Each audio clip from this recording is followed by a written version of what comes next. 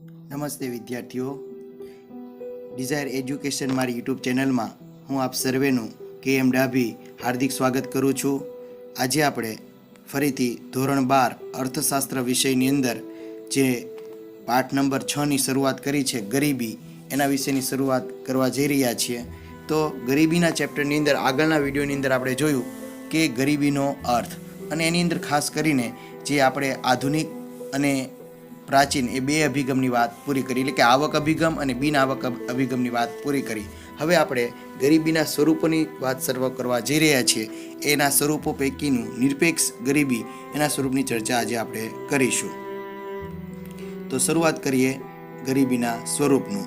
તો ગરીબીના ખ્યાલને વધુ સારી રીતે સમજવા માટે અર્થશાસ્ત્રીઓએ ગરીબીના તેના સ્વરૂપને બે વિભાગમાં વિભાજિત કરી છે. પહેલું સ્વરૂપ છે નિરપેક્ષ ગરીબી અને બીજું છે સાપેક્ષ ગરીબી.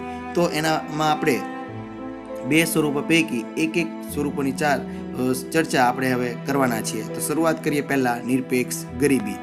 તો લઘુત્તમ જીવન જરૂરિયાત ચીજવસ્તુઓ સંતોષવા માટે જરૂરી ચીજવસ્તુઓ અને સેવાઓ ખરીદવા માટે નક્કી કરવામાં આવેલ આવક ખર્ચની લઘુત્તમ સપાટી એટલે ગરીબી રેખા. ફરીથી, જીવનની લઘુત્તમ જરૂરિયાતો સંતોષવા માટે જે ચીજવસ્તુઓ અને સેવાઓ ખરીદવા માટે ચોક્કસ આવક કે ખર્ચ નક્કી કરવામાં આવે એવી લઘુત્તમ સપાટીને ગરીબી રેખા તરીકે ઓળખવામાં આવે છે.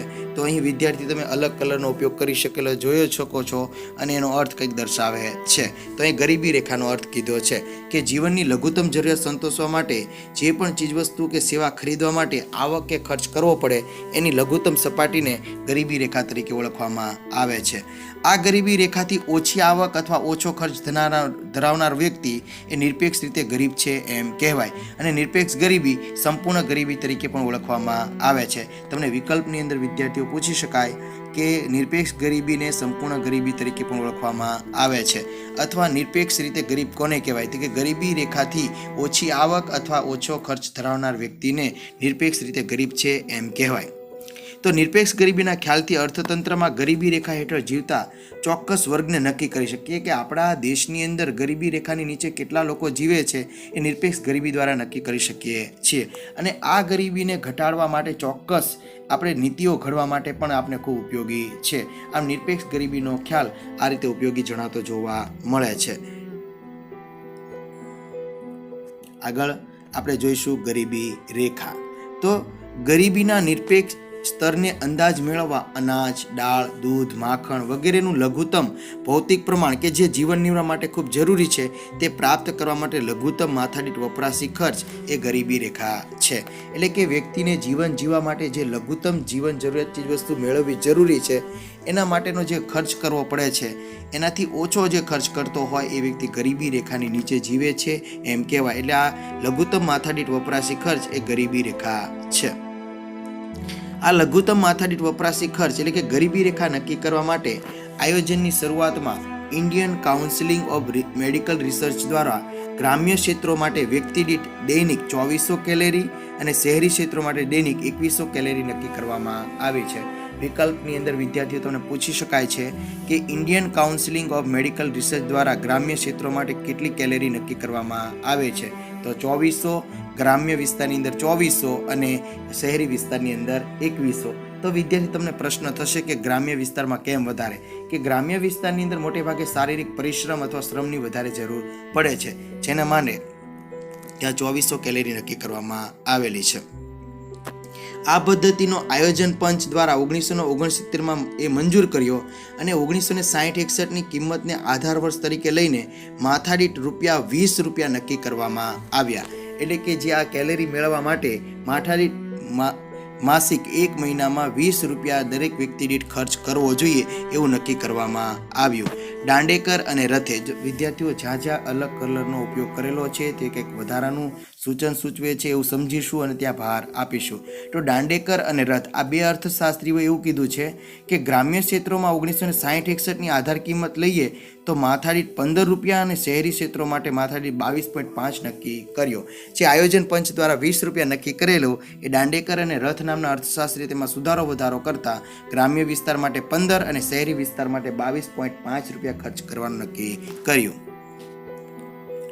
ત્યારબાદ આયોજન પંચ દ્વારા ડૉક્ટર ટી.ડી. લાકડાવાળાની અધ્યક્ષતા હેઠળ નક્કી કરેલી તજજ્ઞો જૂથે વર્ષ 1993માં 73-74નો આધાર વર્ષ તરીકે લઈને ગ્રામીણ ક્ષેત્રો માટે માથાદીઠ ₹49 અને શહેરી વિસ્તારો માટે ₹57 વપરાશનો ખર્ચ અંદાજ નક્કી કર્યો છે.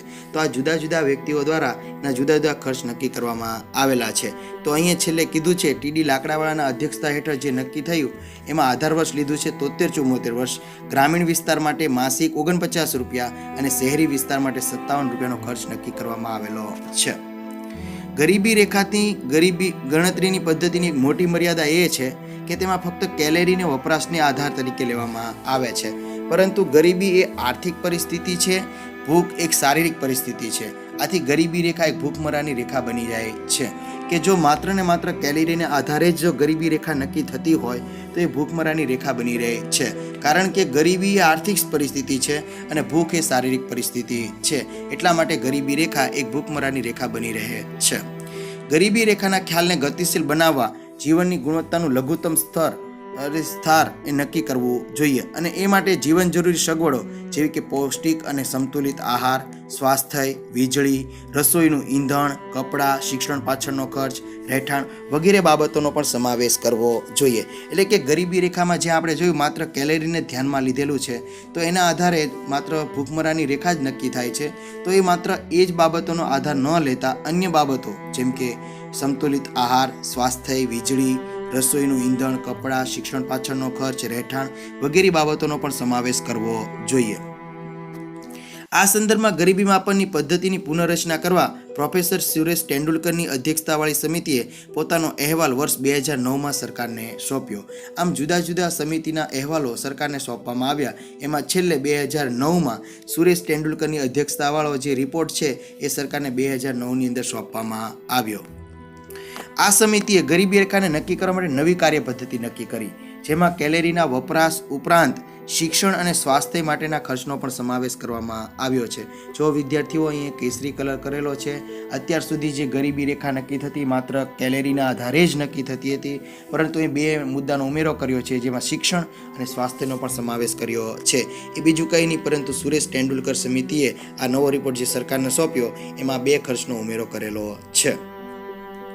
આ નવી પદ્ધતિ મુજબ 2011-12 માટે માસિક માથાદીઠ વપરાશી ખર્ચ જે ગ્રામીણ ક્ષેત્રો માટે ₹816 અને શહેરી વિસ્તારો માટે ₹1000 ગરીબી રેખા નીચે નક્કી કરવામાં આવ્યા છે. એટલે કે જે વ્યક્તિ ગ્રામ્ય વિસ્તારમાં રહેતો હોય એ મહિનાના ₹800 થી ₹16 ઓછો ખર્ચ કરે અથવા આવક મેળવે, અને જે વ્યક્તિ શહેરમાં રહેતો હોય 1000 થી ઓછી આવક કે ખર્ચ કરે મહિનામાં તો એ ગરીબી રેખાની નીચે જીવે છે એમ કહેવાય. આંતરરાષ્ટ્રીય સ્તરે હવે જે આપણે વાત કરવા જઈ રહ્યા છીએ એ એક દેશનું બીજા દેશ સાથે જે સરખામણી કરવી હોય તો આંતરરાષ્ટ્રીય સ્તરે ગરીબી રેખા નક્કી કરવા માટે સામાન્ય રીતે કોઈ એક વર્ષ દરમિયાન સરેરાશ પુખ્ત વયના વ્યક્તિ દ્વારા વપરાશમાં લેવાતા બધા જ જરૂરી સંસાધન માટેનો ખર્ચ દ્વારા નક્કી કરવામાં આવે છે. એટલે કે વિશ્વ સ્તરે જે ગરીબી રેખા નક્કી થાય છે એની અંદર પુખ્ત વયના જે વ્યક્તિ છે એ એક વર્ષના સમયગાળા દરમિયાન જેટલા સંસાધનનો ઉપયોગ કરે છે એ તમામ માટેનો જે ખર્ચ કર્યો છે એના આધારે ગરીબી નક્કી કરવામાં આવે છે. તો જોઈએ આંતરરાષ્ટ્રીય સ્તરે ગરીબી રેખાનું નિર્ધારણ વિશ્વ બેંક દ્વારા વર્ષ 2005માં સમ ખરીદ શક્તિ પરચેસિંગ પાવર પેરિટીના આધારે દૈનિક $1.25 નક્કી કરી. એટલે કે જે વ્યક્તિ દરરોજ $1.25 કરતાં જો ઓછી આવક કે ખર્ચ કરતો હોય તો આંતરરાષ્ટ્રીય સ્તરે એ ગરીબ છે એમ કહેવાય. જે 2009માં $1 હતી, જે 2005માં $1.25 હતી, જે 1990માં $1 હતી અને 2015માં તે વધારીને $1.90 નક્કી કરવામાં આવી છે. તો આપણે લાઇનસર જોતા 1990માં $1, 2005માં $1.25 અને 2015માં $1.90 નક્કી કરવામાં આવી છે. એટલે કે જો 2015 પ્રમાણે જે વ્યક્તિ દરરોજ $1.90 કરતાં ઓછો ખર્ચ અથવા આવક કરતો હોય, આવક મેળવતો હોય તો એ આંતરરાષ્ટ્રીય સ્તરે ગરીબ છે એમ કહેવાય. તો અહીં આપણે આંતરરાષ્ટ્રીય સ્તરની વાત કરી. તો આંતરરાષ્ટ્રીય ગરીબી રેખાની મદદથી જુદા જુદા દેશોમાં એક જ માપદંડ વડે નિરપેક્ષ ગરીબીની તુલના કરી શકાય છે. એટલે કે જુદા જુદા દેશોમાં નિરપેક્ષ ગરીબી કેટલી છે એ આંતરરાષ્ટ્રીય સ્તરે નક્કી થતી જે ગરીબી છે એના આધારે આપણે નક્કી કરી શકીએ છીએ. તો અહીં આપણે વાત કરીએ આંતરરાષ્ટ્રીય સ્તરે નિરપેક્ષ ગરીબીનું પ્રમાણ. હવે જોઈએ ભારતમાં નિરપેક્ષ ગરીબીનું પ્રમાણ. તો ભારતમાં NSSO નેશનલ સેમ્પલ સર્વે ઓર્ગેનાઇઝેશન, જે તમને ફૂલ ફોર્મની અંદર પૂછી શકાય વિદ્યાર્થીઓ, એના 68મા રાઉન્ડમાં એટલે કે 2011-12માં સંયુક્ત રાષ્ટ્ર કુટુંબ દીઠ ખર્ચના આંકડાનો ઉપયોગ કરતા તેંડુલકર સમિતિનો અંદાજ મુજબ ભારતમાં 2004-05માં નિરપેક્ષ ગરીબીનું પ્રમાણ 37.2% હતું, જે 2011-12માં ઘટીને 21.9% થયું છે. એટલે કે 2004-05માં ભારતમાં નિરપેક્ષ ગરીબીનું પ્રમાણ જે 37.2% હતું, જે 11-12માં ઘટીને 21.9 એટલે કે 22% થયેલું જોવા મળે છે. તો બાજુની અંદર કોષ્ટકની અંદર તમે જોઈ શકો છો કે 5.1 નામનું કોષ્ટક આપેલું છે. ભારતમાં ગરીબીનું ટકાવારી પ્રમાણ છે 2004-05 અને 11-12. તો જે ઉપરના બે આંકડા છે ગ્રામીણ ક્ષેત્ર અને શહેરી ક્ષેત્રે આપેલા છે, પણ આપણે સમગ્ર ભારતની વસ્તીના દ્રષ્ટિએ જોઈશું તો જેમાં 37.2% એ 4-5માં અને 11-12માં તેનું પ્રમાણ 21.9% જેટલું જોવા મળે છે. જે આ માહિતી આપણે આર્થિક સર્વે 2015-16 પરથી માહિતી મળેલી છે. આ ઉપરાંત કે વર્ષ 11-12ની અંદર જે 37%માંથી 21.9% થયું, તે જુદા જુદા રાજ્યોમાં જે ગરીબી રેખા હેઠળ જે વસ્તીનું પ્રમાણ છે એની ટકાવારીનું કોષ્ટક આપેલું છે. તો જોઈએ એની અંદર કે 10%થી ઓછી, 10%થી 20%, 20%થી 30% અને 30%થી 40%. તો આમાં જુદા જુદા રાજ્યોના નામ તમે જોઈ શકો છો. જો 10%થી ઓછી છે એમાં ગોવા, કેરળ, હિમાચલ પ્રદેશ, સિક્કમ, પંજાબ અને આંધ્રપ્રદેશ. એ રીતે દરેક ટકાવારી તમે જોઈ શકો છો. તો ગુજરાતનો સમાવેશ તમે જોઈ શકો છો કે 10થી 20%ની વચ્ચે થાય છે, જે તમિલનાડુની બાજુમાં ગુજરાત રાજ્ય આપેલું છે. તો આના પરથી આપણે એટલું જ યાદ રાખવાનું છે કે સૌથી ઓછી ગરીબી ગોવા રાજ્યની અંદર 5.09% હતી અને છત્તીસગઢમાં સૌથી વધારે 39.93% ગરીબી જોવા મળે છે. તો આ જુદા જુદા રાજ્યોની અંદર ગરીબીનું પ્રમાણ તમે યાદ રાખી શકો છો, પણ આ સૌથી પહેલાં યાદ રાખવું પડશે કે સૌથી ઓછી ગરીબી ગોવામાં 5.09% અને સૌથી વધુ ગરીબીનું પ્રમાણ છત્તીસગઢમાં 39.93% જોવા મળે છે. તો અહીં આપણે નિરપેક્ષ ગરીબીનો ખ્યાલ પૂરો કર્યો. હવે પછીના વિડીયોની અંદર આપણે સાપેક્ષ ગરીબીની ખ્યાલની સમજૂતી મેળવીશું.